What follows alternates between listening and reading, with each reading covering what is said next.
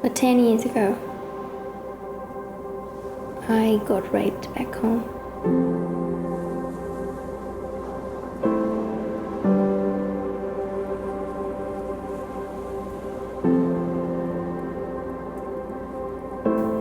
That was my first job. It was a graphic designer. And I used to work with this guy, doing separation, and we used to have a dark room. And one Friday afternoon, I was about to leave. It was 10 to 5. He said, "Oh, I'm gonna lock the front door." And I said, "Oh, don't, because in 10 minutes I'm going." I had to go and get a drink of water, and he was hiding in the dark room.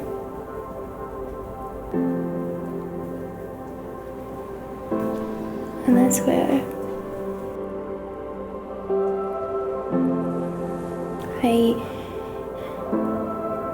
I can remember pushing him, and then I went for the door. I ran.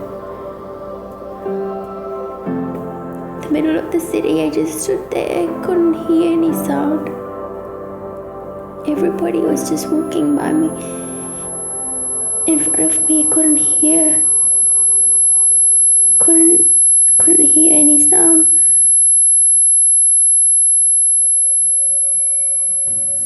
Yeah, after all these things happened, my dad passed away. And overnight I had to be the head of the family. I had to take care of the family, work and provide. I found this opportunity to come to Australia.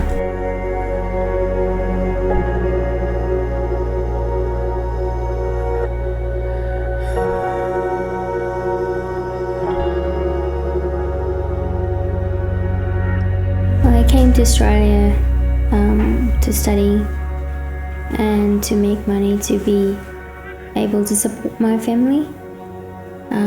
And so my uncle and auntie were the only people that I knew here, and I stayed with them.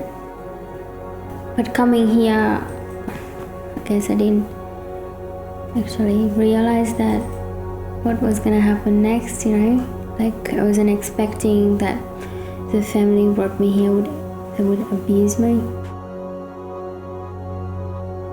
I think the last time I remember is my auntie's husband putting his hand against my throat and pushing me against the wall and just punching me.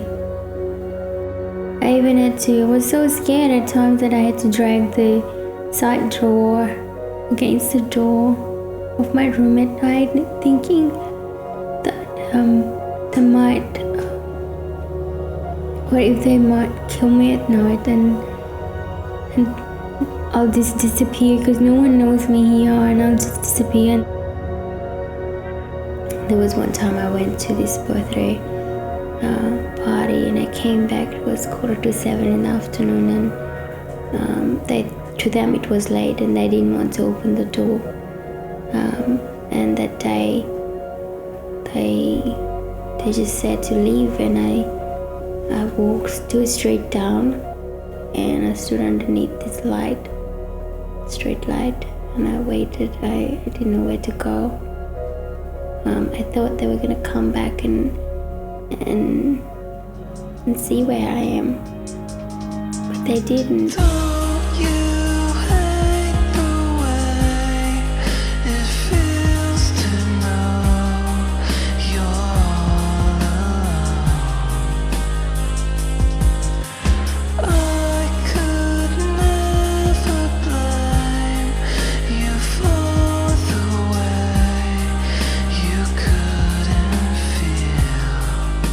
In that moment, I knew I had that much strength that I couldn't value myself.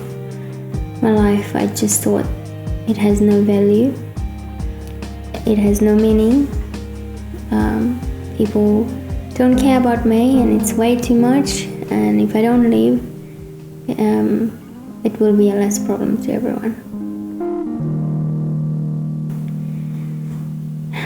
Yeah, I moved out of my auntie's place, but that morning they tried to lock me inside the house.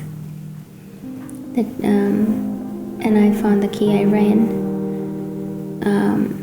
I didn't take anything when I ran from home. That evening, when I came back from TAFE, I had my friend. She was there with me, but she was outside the house. And as I entered the house, I went to grab my stuff, and my auntie's husband, he came in the room. He pushed me against the wall. His hand was on my throat, like grabbed me, and he started hitting me. And I thought he was gonna kill me. And my auntie was just standing there watching him. She didn't even stop him. And I ran.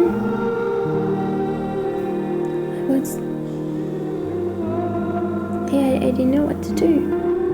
I was just angry about everything that was happening in my life. I felt alone.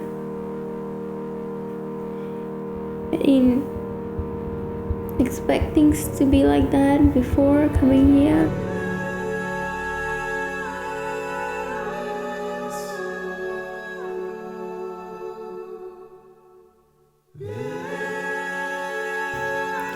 It was after moving out from my auntie and uncle's place. I lost my job. I didn't have money to support myself, especially coming from Fiji, a tropical country, and it was winter here. It was very, very cold, and I couldn't afford to buy a blanket. It was just so cold, and I had this mattress on the floor, and I sat there, and I just didn't know what to do. I was just thinking, just angry with myself, just angry. I wanted to end my life. I said, no, I just want this. This is not working. It's not worthwhile living. And then I found this pamphlet that was on the floor. I picked it up and I looked at it. It was about Jesus.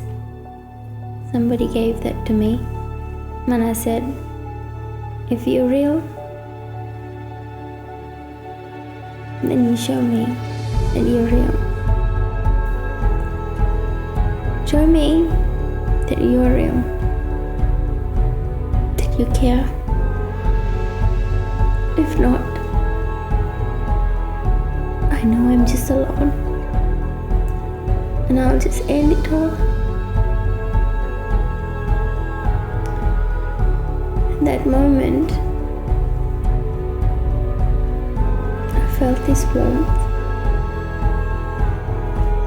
as if I was standing in the sun one early morning, one early winter morning, and that warmth around me was just beautiful. I just felt something different.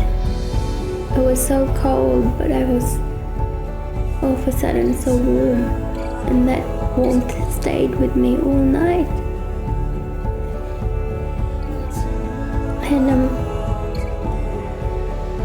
I just felt that I do have somebody who loves me. I do have God who loves me. So I decided to give my life to Jesus.